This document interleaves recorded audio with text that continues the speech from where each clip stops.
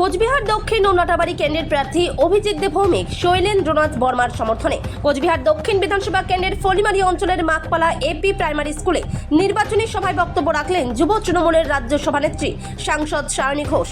কোচবিহার থেকে সুমন মণ্ডলের report, big news Bangla.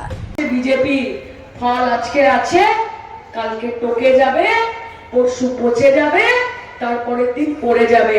গাছ হচ্ছে মমতা ব্যানার্জি, গাছটাকে বাঁচিয়ে রাখলে আজীবন ফল দেবে, মাথার ওপর ছায়া দেবে, গরমে সুখ দেবে, বর্ষায় শান্তি দেবে। কাজে দিদির পাশে থাকতে হবে। আর আবার বলছি, এই লড়াই অত্যন্ত কঠিন, সব অফিসার পাল্টে দিয়েছে। প্রত্যেক দিন আমাদের নেতা মন্ত্রীদের বাড়িতে রেড করছে, আপনারা দেখছেন।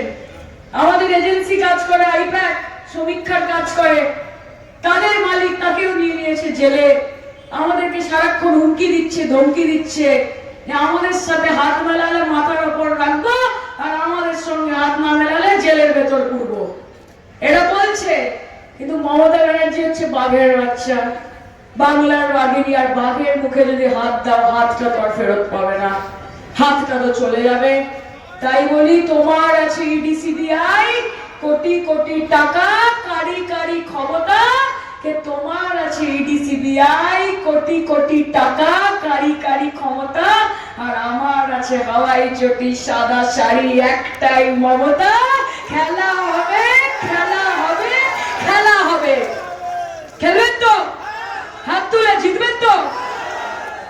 আমি এই সিট থেকে জিতুন, বিজয় উল্লাসের ফুটেজটা কিন্তু আমি দেখবো, এবং সেদিন আমি মনের জায়গা থেকে আপনাদের সঙ্গে থাকবো। আর তারপর আবার ঘুরে আসবো আপনাদের সঙ্গে দেখা করতে এই মাটিতেই। 15 বছরে যখন বাংলা, পশ্চিম বাংলা বাংলাদেশ হয়নি, আগামী 15 বছর 50 বছরে হবে না। কিন্তু বিজেপিকে যদি এনে দেন, তাহলে এই পশ্চিমবঙ্গ আগামী দিন পশ্চিম প্রদেশ হয়ে যাবে, উত্তরপ্রদেশ আর মধ্যপ্রদেশের মতো। বিহার হয়ে যাবে, জঙ্গল রাজ চলবে, গুন্ডা রাজ চলবে, মা বোনেরা বাড়ি থেকে বেরো। দিদির পাশে থাকবে না তো কার পাশে থাকবে? দিল্লির বাবুদের বুটের তলায় থাকার জন্য বাংলার এবং বাংলার মানুষের জন্ম হয়েছে নাকি? বাংলার মানুষের জন্ম নরেন্দ্র মোদীর বুটের কালি হওয়ার জন্য হয়নি। বাংলা আজীবন মমতা বন্দ্যোপাধ্যায়ের হৃদয়ের টুকরো এবং তার মাথার মুকুট হয়ে থাকবে। আপনাদের বুটের কালি হওয়ার জন্য আমরা আসিনি এখানে। আরে ব্রিটিশদেরকে ভাগিয়ে দিলাম।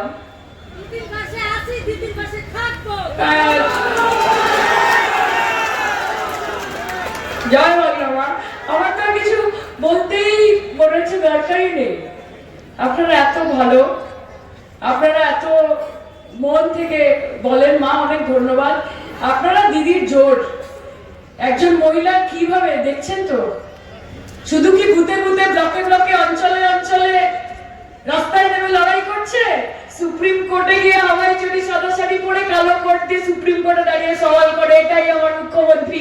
দেশে আর কোনো মুখ্যমন্ত্রীকে দেখতে পাবেন না এরকম। আজকে এফআইআর এর নাম করে 92 লক্ষ মানুষের নাম বাদ দিয়েছে, হ্যাঁ কি না?